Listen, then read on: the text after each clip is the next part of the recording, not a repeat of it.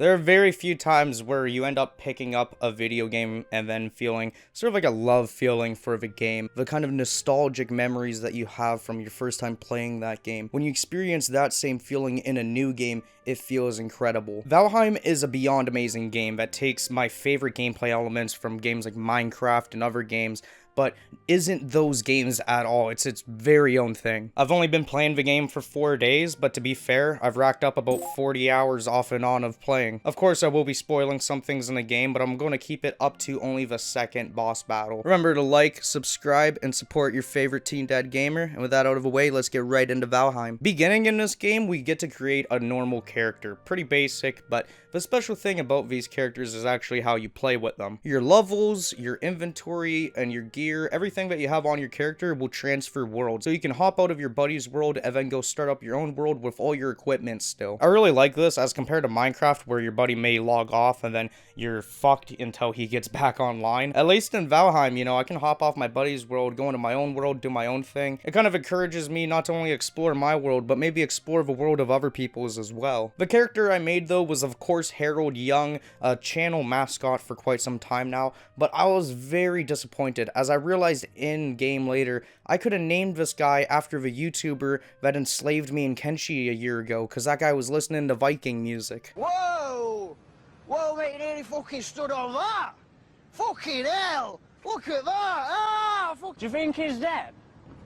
So that was some major wasted potential, but deadass, that's my alt character's name, Ardan the Terror. Once you actually load up into your world for the first time, you're going to be greeted with a bunch of shrines and stones around you. One of the game's major appeals though is definitely these shrines, as for every boss that you defeat, you get their trophy or you get their head. When you bring this back to the shrine, you end up getting some special passive ability that helps you in the game. For now though, we're going to begin by trying to collect some wood and stone, that way we can get all the things we need to fight the first boss. The first boss is kind of a lie though, seeing as the actual first boss of the game happens to be the trees. It's not on Game Pass.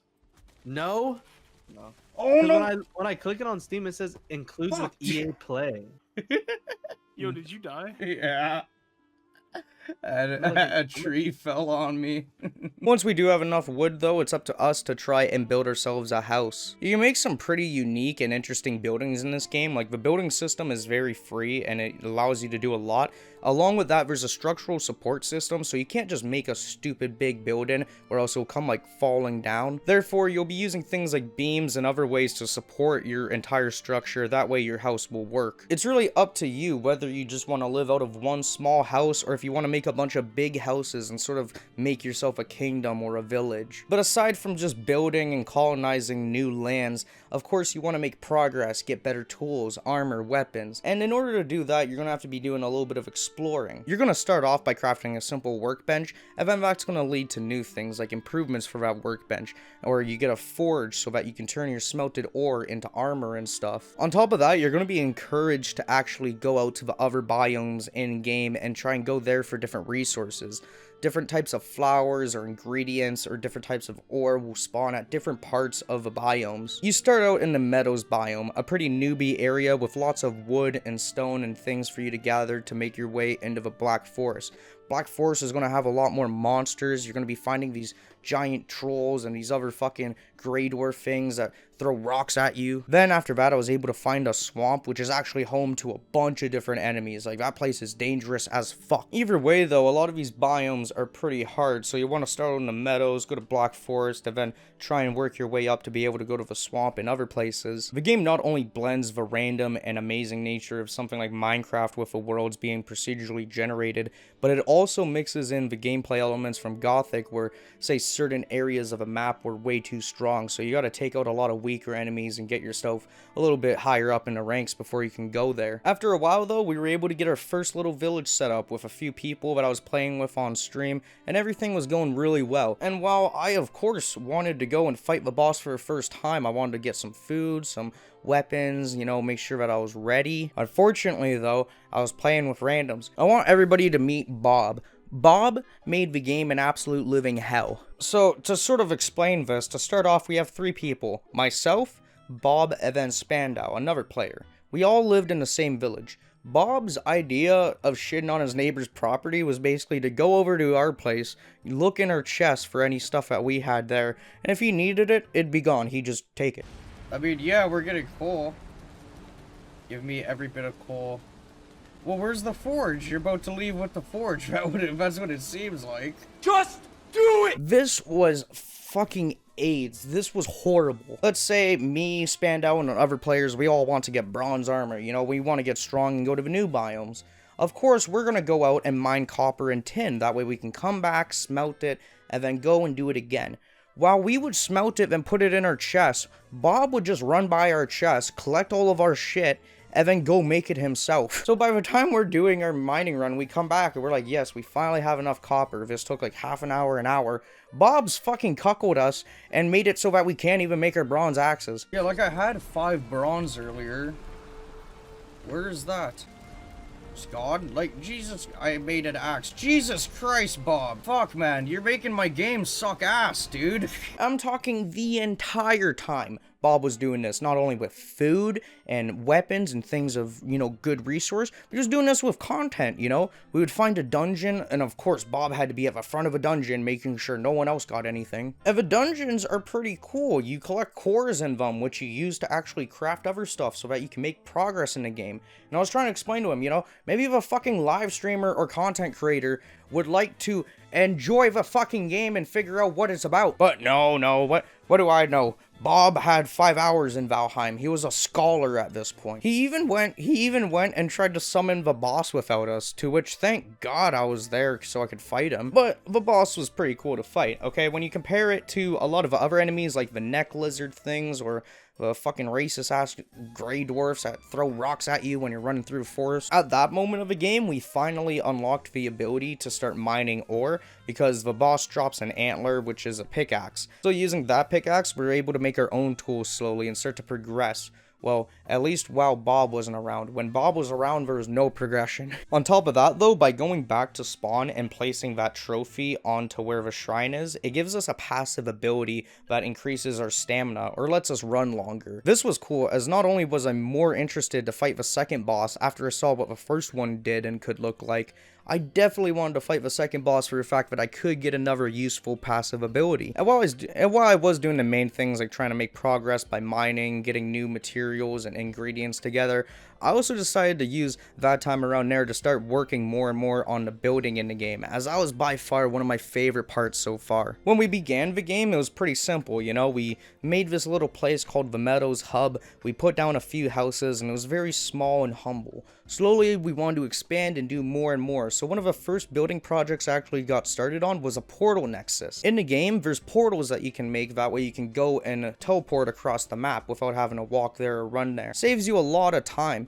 Now, in order to save even more time, I wanted all the portals connected. That way, I'll put all my portals in like one room or one house, and then they all like lead to different parts on the map. Getting the house wasn't too hard to set up either. The only hard part I did have was, since this was one of my first bigger houses, was getting a roof to actually be stable. You're gonna have to figure it out, and I would definitely recommend you search up a guide. Don't do what I did and just try and solo YOLO it. On top of that, in the game, you're gonna be collecting lots of items, which is great, but it's also pretty fucking AIDS. So I do recommend doing something like I did and building a storage house. This is the place where I decided to sort all of my different materials. I had signs set up all over the place, that way I could get used to it and see which chests hold which items. One of our buddies decided to set up this cool fucking archery range, so there's different targets there, but we can go and practice or just shoot at a few targets. On top of that, we can even grab a shield and go into the field ourselves, try and play a little game and shit. We also had a full dock set up for our boats, as well as a Morrowind inspired signpost. With having that portal nexus set up, I want to create other villages and other communities and connect them to this one. Aside from Minecraft, where that game usually I want to stay in one area of the game at all times, I really do love how the game tries to push you to go explore, go move to different biomes to find new materials and other things like that. It's really encouraging me to want to build different villages and kingdoms around the game, seeing as it's one of my favorites so far. Almost everything you're going to do in this game is going to level up some type of skill, similar to Oblivion or Morrowind. If you run around a lot, you're going to increase your running. If you use your axes a lot, you're going to increase axes. So as you play the game more and more, you're going to notice your character doing better and better with whatever he uses. The only downside I had during the entire game was the 3 hours that Bob was in the server. If you play with someone like Bob, you might have a pretty bad time for the starting, so you might just want to kick that person or not talk to them. But I am glad I let Bob just do his own thing, because he actually rage quit the server and led to one of the best moments I've seen so far. After Bob had robbed us of so much stuff, I snapped on him, and I told him that his gameplay style was not good. I didn't like the cut of his jib at all. So with that, Bob got frustrated and decided to move away from us. He said, "Fuck you guys, see you losers, I'm gonna go move and colonize to a new land."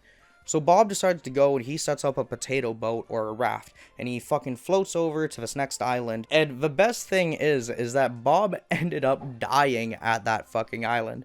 So he had to respawn in our town with nothing on him. This is when Bob absolutely lost his fucking mind. He started demanding we give him bronze, we give him cores, we give him everything he needs to get back there and do his thing. And to all of that nonsense, I proposed the idea to Bob that he could go and fuck himself. With that, Bob cursed us out, left the server, and was never heard from again. And unfortunately, he also had a lot of loot on him too, so that was now also at this other island, away from us. But it was at that moment that things started to really turn around. We actually started to make great progress. Everything was going amazing. Everyone's helping each other out. I figured out that it doesn't take 5 coal to smelt 1 ore, it takes 2 coal. It only took 5 coal because Bob would be standing around us fucking waiting to grab the copper right when it came out. With Bob not being an absolute fucking leech to our community anymore, we could actually set up a boat and sail out to go to the new islands and try and experience what it's like over there. In the morning, I decided to go over to the dock, and I saw it was starting to get pretty damaged. That was because the dock wasn't built with a roof, and you need a roof in order for structures not to take any damage. So I've of course decided to cool kid Croc it up and make a really nice roof, and probably a fucking perfect timing moment. That.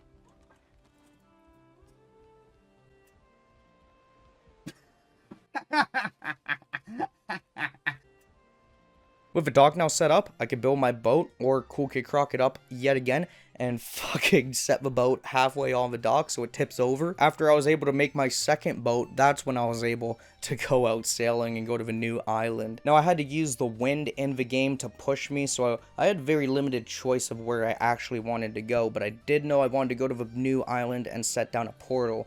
On top of that, I ended up finding something better than any fucking loot the game could have ever offered me. Oh my god, is that Bob's corpse?